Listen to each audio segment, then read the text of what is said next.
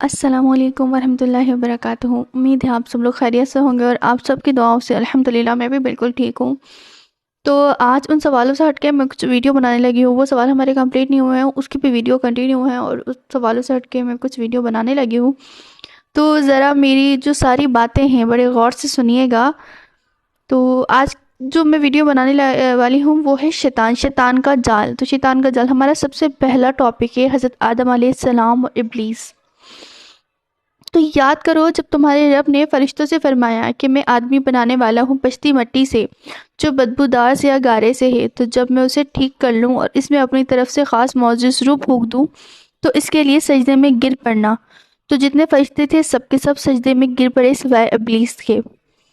تو اس نے سجدے والوں کا ساتھ نہ مانا۔ فرمایا جب اللہ تعالیٰ نے فرمایا کہ اے ابلیس تجھے کیا ہوا کہ سجدے کرنے والوں سے الگ رہا؟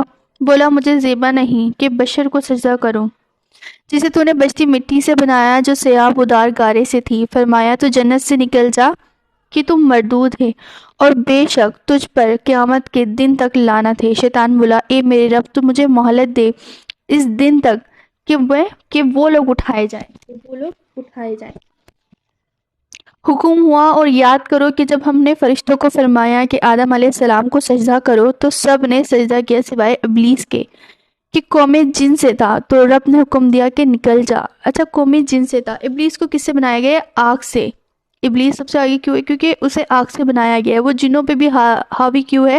ہمیں تو مٹی سے بنایا گیا ہے لیکن جنوں کو تو بنایا گیا ہے نا انگارے سے۔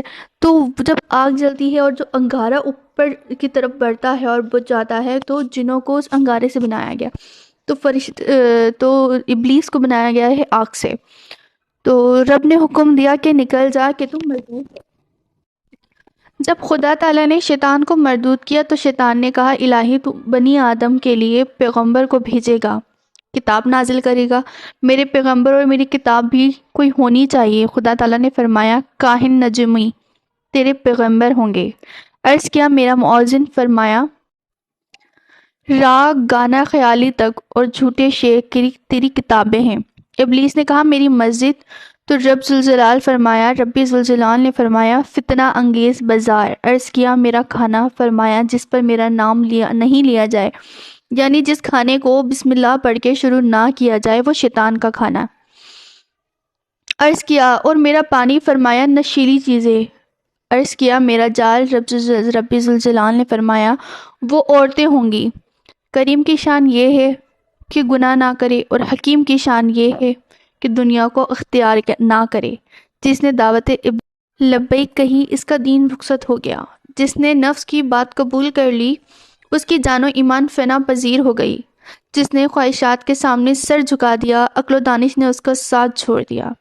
جس نے اللہ تعالیٰ کی دعوت پر لبیک کہا اس کے گناہ دھل گئے، اس نے دین و دنیا کی تمام بھلائیاں جمع کریں۔ تو اب ہمارا دوسرا ٹاپک ہے شیطان کے 10 راستے۔ شیطان کن 10 راستوں سے آتا ہے؟ ایک دنا نے کہا کہ میں نے بہت غور و فکر کیا ہے کہ شیطان انسان کی طرف کس راستے سے آتا ہے۔ دنا کہتے ہیں عقل و دانش، عقل مند انسان۔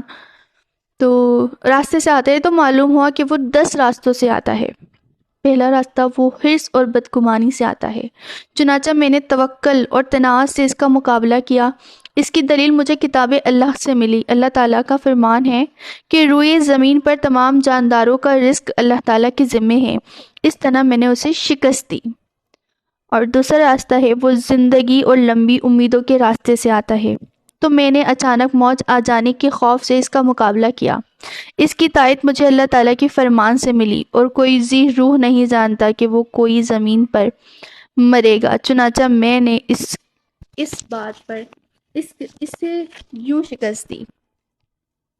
تو تیسرا راستہ ہے اس کا، شیطان راحت طلبی اور نعمت طلبی کے راستے سے آتا ہے۔ چنانچہ میں نے نعمتوں سے کنارہ کشی کی اور سخت حساب سے اس کا مقابلہ کیا۔ اس کی تائید مجھے اللہ تعالیٰ کے اس فرمان سے ملی، انہیں چھوڑ دیجئے تاکہ وہ کھا پی لے، اس طرح میں نے اسے بھی شکست دی۔ چوتھا راستہ ہے وہ خود پسندی کے راستے سے آتا ہے۔ چنانچہ میں نے عاقبت کے خوف سے اس کا مقابلہ کیا۔ اس کی تائید مجھے اللہ تعالیٰ کے اس فرمان سے ملی، دران میں سے کچھ تو بدبخت ہیں اور کچھ نیک بخت ہیں۔ چنانچہ میں نے اس طرح شکست دی۔ 5واں راستہ وہ دوستوں سے بے رخی اور ان کی عزت نہ کرنے سے آتا ہے۔ چنانچہ میں نے دوستی کی عزت و عظمت کا حق ادا کر کے اس کا مقابلہ کیا۔ اس کی تائید مجھے اللہ کے اس فرمان سے ملی، اور اللہ کے لیے بھی عزت اور اس کی رسولوں اور مومنوں کے لیے۔ تو یہاں بھی میں نے اسے شکست دی۔